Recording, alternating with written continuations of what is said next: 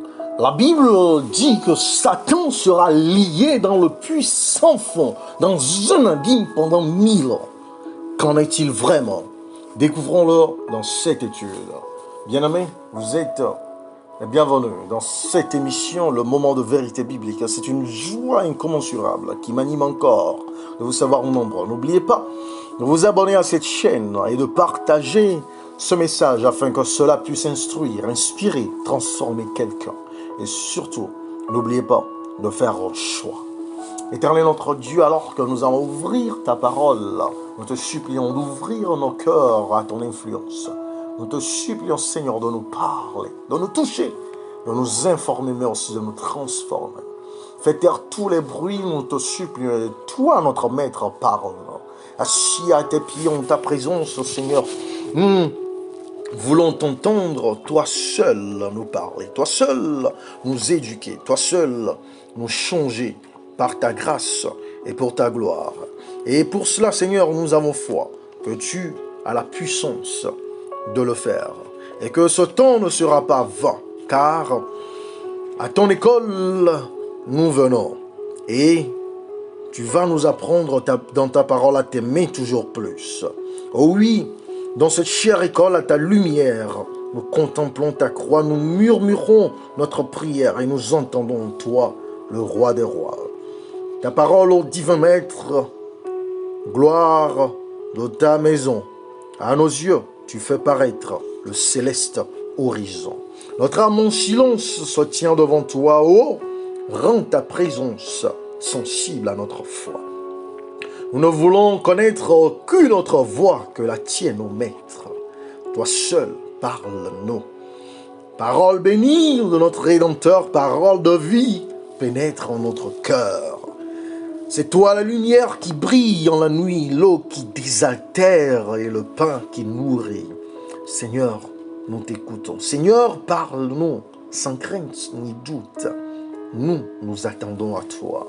Oui, daigne nous instruire et dis tout, Seigneur, ce que tu dois dire à nous, tes serviteurs et servantes. Quand nous, ta voix fasse abonder toujours les fruits de la grâce. Oui, les fruits de l'amour. Eh bien, chers amis, j'espère que vous avez prié avec moi. Si c'est ainsi, disons au nom de Jésus-Christ, que cela soit. Vous savez, beaucoup pensent que s'ils continuent dans leur impiété, dans leur injustice et dans leur insoumission à la souveraineté du Seigneur des Seigneurs et du Roi des Rois, ils auront l'occasion de se repentir lorsque les 1000 ans seront passés. Eh bien, nous avons vu la dernière fois que cela ne sera pas ainsi. Eh bien, qu'en sera-t-il de l'instigateur du mal lui-même, de ceux qui ont entraîné toutes ces pertes, toute cette désolation et causé toute cette destruction avec notre complicité? Lisons la réponse divine dans Apocalypse chapitre 20, versets 1 à 3. Puis je vis descendre du ciel un ange qui avait la clé de l'abîme et une grande chaîne dans sa main. Il saisit le dragon, le serpent chien qui est le diable et Satan, et il le lia pour 1000 ans. Il le jeta dans l'abîme, ferma et scella l'entrée au-dessus de lui, afin qu'il ne séduisit plus les nations jusqu'à ce que les 1000 ans fussent accomplis. Après cela, il faut qu'il soit délié pour un peu de temps. Le mot abîme que nous venons de découvrir ici dans ce passage d'Apocalypse chapitre 20, versets 1 à 3, et dont on nous parle d'une grande chaîne avec laquelle on a lié Satan. Ce même mot est utilisé en Genèse chapitre 1, verset 2 dans la version grecque de l'Ancien Testament, que nous savons qui a été écrit principalement en hébreu et avec une partie en araméen. Et cela fut fait en relation avec la création de la terre. Mais là, il traduit profondeur. La terre était informe et vide et il y avait des ténèbres à la surface de l'abîme. Donc, les mots profond ou puissant fond ou abîme font ici référence à la même chose. La terre dans sa forme totalement sombre et désorganisée, bouleversée, avant que Dieu n'y mette de l'ordre. Jérémie, le prophète, en décrivant cette terre pendant les 1000 ans, a utilisé pratiquement les mêmes termes que ceux de la Genèse. Au chapitre 1, verset 2. Il a utilisé des termes comme sans forme et vide, sans lumière, sans homme et noir. Dans Jérémie chapitre 4, versets 23 et 25, que je vous invite à lire pour votre édification. Là, le prophète nous dit sous inspiration divine: je regarde la terre et voici, elle est informe et vide. Les cieux et la lumière a disparu. Verset 25, il dit: je regarde et voici, il n'y a point d'homme. Et tous les oiseaux des cieux ont pris la fuite. Et au verset 28, à cause de cela, le pays est en deuil. Et les cieux en haut sont obscurcis. Car je l'ai dit, je l'ai résolu. Et je ne m'en repens pas. Je ne me rétracterai pas.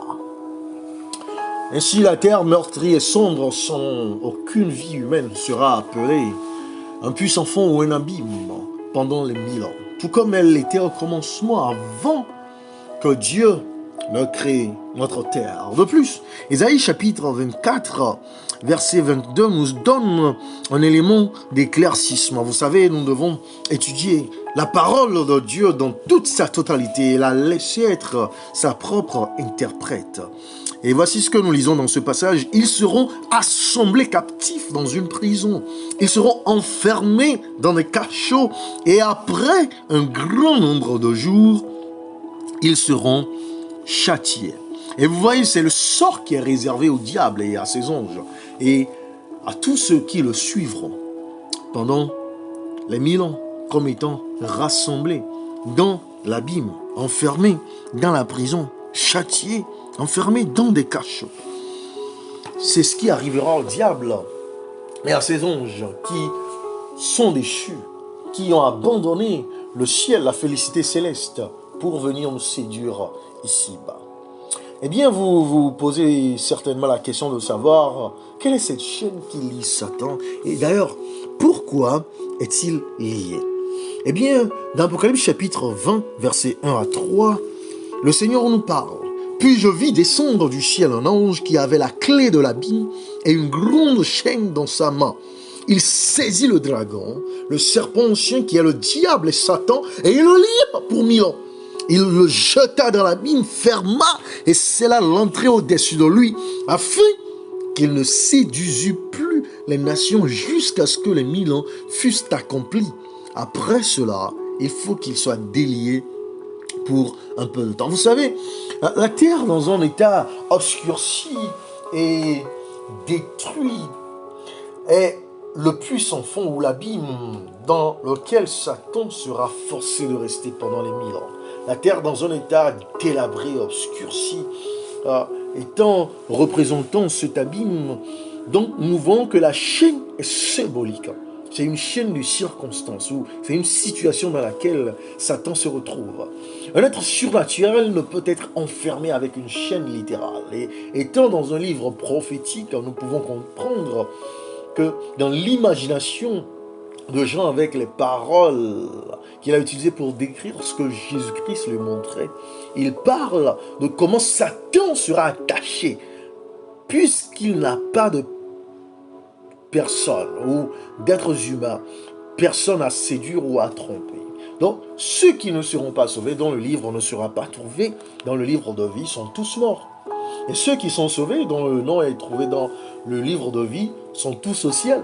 Donc le Seigneur confine le diable sur cette terre afin qu'il ne puisse pas parcourir l'univers dans l'espoir de trouver quelqu'un à tromper. Vous vous souvenez probablement de cette période de confinement où tous ceux qui d'abord étaient infectés, étaient contaminés, devaient être isolés, devraient être placés en quarantaine.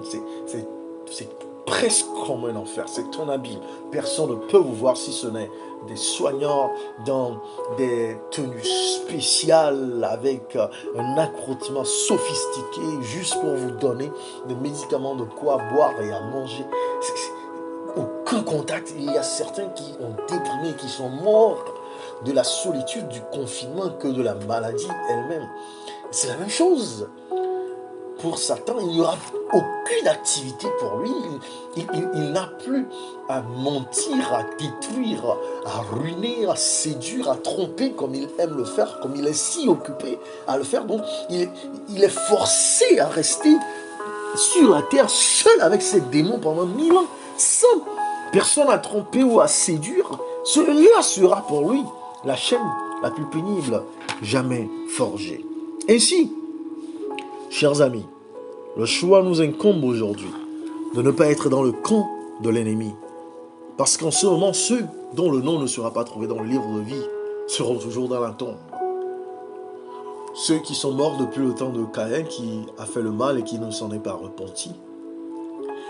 Ceux qui seront détruits à la vue glorieuse de l'avènement de Jésus-Christ. Vous n'avez pas à subir ce sort, chers amis. Le plan de Dieu pour vous est de vivre dans sa félicité céleste. Le plan de Dieu pour vous est que vous puissiez passer ces 1000 ans en sa compagnie, avec les anges, avec les patriarches, les apôtres et toutes celles qui ont été des héroïnes de la foi. Parlons d'Esther, de Marie, de Rahab, de Ruth. Chers amis, je voudrais prier avec vous en ce moment. Car moi-même, comme Paul l'a dit, je ne voudrais pas être rejeté après avoir prêché. Nous allons nous jeter dans les bras de notre Seigneur. Nous allons accepter son appel en ce moment, en venant à lui, tel que nous sommes. Oui, nous avons trouvé la voie, chers amis, qui conduit au repos du cœur. Nous avons trouvé la paix et la joie en Jésus le libérateur. Oh, chers amis, chers compagnons, ensemble, invoquons son secours. Il n'attend que notre prière, le Sauveur qui sauve toujours. Il n'attend que notre prière, le Sauveur qui sauve toujours. Par son sang, sa miséricorde, efface nos iniquités. Par son esprit qu'il nous accorde, il guérit nos infirmités. Et plus le mal est incurable, et plus les fardeaux semblent lourds, plus il se montre secourable, le Sauveur qui sauve toujours. Plus il se montre secourable, le Sauveur qui sauve toujours. Hélas, notre trop longue ignorance ne connaissait auparavant, dans la lutte, dans la souffrance, qu'un Sauveur qui sauve souvent. Mais dans notre pauvre et triste vie, nous voyons se transformer le cours depuis que notre cœur se confie au Sauveur qui sauve toujours. Il est notre force et notre victoire, l'ami qui nous guide dans tout lieu. Il est notre lumière et notre gloire. Il est notre frère, il est notre Dieu. Soit que nous vivons, que nous mourrons, il est notre unique recours. Oui, il nous sauvera d'heure en heure, ô Sauveur qui sauve toujours. Éternel notre Dieu, gloire à toi pour cette révélation. Sois jamais loué. Nous t'en remercions, Seigneur. Nous te célébrons car dans ton amour, tu viens à nous. Et en ce moment, nous disons, oh, honte, oh, mémoire cruelle, à Jésus le berger fidèle, quand il m'appelait par mon nom, insensé, j'ai répondu non. De lui, j'ai détourné mon fardeau, de lui, j'ai détourné ma face. J'ai crié, pour toi, point de place. De tes bienfaits, je ne veux rien. Laisse-moi tout mon cœur et garde tout le tien. Pourtant, Seigneur, tu as su trouver notre âme. Te voyons sur le bois infâme, navré d'opprobre et de douleur. Prions, Père, pardonne. pardonne-leur. Et devant ta beauté sanglante, nous te disons d'une voix tremblante, sois notre modèle, notre soutien, et répands dans nos cœurs quelque chose du tien. Oui, de jour en jour, Seigneur, de grâce en grâce, que ta clémence, que rien ne lasse, douce étoile à notre horizon, soit notre joie et notre guérison. À toi, notre ami, si fort, si tendre, notre requête se fit entendre. Daigne, ô Christ, nous rendre chrétiens, plus pauvres de notre cœur et plus riches du tien. Oui, plus haut que les cieux sublimes, plus profond que les abîmes, plus vaste que l'immensité, Dieu sauveur et ta charité. Nous sommes vaincus, nous rendons les armes, nous peignons nos pieds de nos larmes, nous soupirons après un seul bien. Viens nous ôter tout notre cœur et nous donner tout le tien, Seigneur. C'est notre prière en ce moment. Que nous soyons livrés à l'impudicité ou à la cupidité. Que nous soyons livrés à l'alcoolisme ou à la débauche. Que nous soyons livrés à l'abus des drogues ou à toute forme d'abus. Que nous soyons, Seigneur, des criminels ou même en ce moment en train de plonger dans le désespoir, dans la dépression, dans le péché. Alors que nous envahissent les conséquences de nos actes maléfiques, de nos alliances démoniaques. Sois notre sauveur, nous t'en supplions. Nous avons recours à toi. Et nous savons que tu ne nous laisseras pas. Que tu ne nous abandonneras pas à notre sort. Que tu nous diras, vis, et nous vivrons. Au nom de Jésus-Christ. Amen.